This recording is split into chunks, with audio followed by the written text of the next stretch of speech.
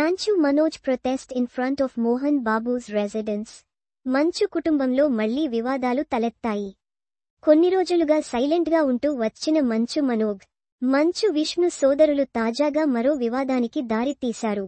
తన అన్న మంచు విష్ణు 150 మంది వ్యక్తులతో కలిసి అక్రమంగా జల్పల్లిలోని తమ ఫామ్ హౌస్లోకి చొరబడి ఆస్తి నాశనం చేశారని మనోజ్ ఆరోపించారు.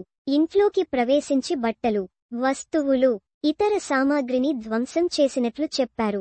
తాను ఇంటి నుంచి బయటకు వెళ్లిన సమయాన్ని అవకాశంగా తీసుకుని విష్ణు ఈ చర్యలకు పాల్పడ్డాడని ఆరోపణలు గుప్పించారు. అక్కడ ఉన్న 2 కార్లను టోయింగ్ వాహనంతో తీసుకెళ్లి రోడ్డుపై వదిలేశారని తెలిపాడు. అయితే చోరీకి గురైన తన కారు మంచు విష్ణు కార్యాలయంలో కనిపించిందని మనోజ్ పోలీసులకు సమాచారం అందించారు. ఈ విషయంపై నార్సింగ్ పోలీసులు కేసు దాఖలు చేసి దొంగిలించబడిన కారును తమ స్వాధీనంలోకి తీసుకున్నారు. కారును దొంగిలించిన వ్యక్తులకు సంబంధించి ప్రస్తుతం విచారణ కొనసాగుతున్నట్లు తెలిపారు. మరోవైపు తనకు న్యాయం చేయాలంటూ మంచు మనోజ్ జల్పల్లిలోని మోహన్ బాబు ఇంటి గేటు వద్ద ధర్నాకు దిగాడు.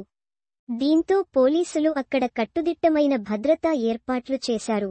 మోహన్ బాబు నివాసానికి 1 కిలోమీటర్ దూరంలో చెక్ పోస్ట్ ఏర్పాటు చేశారు.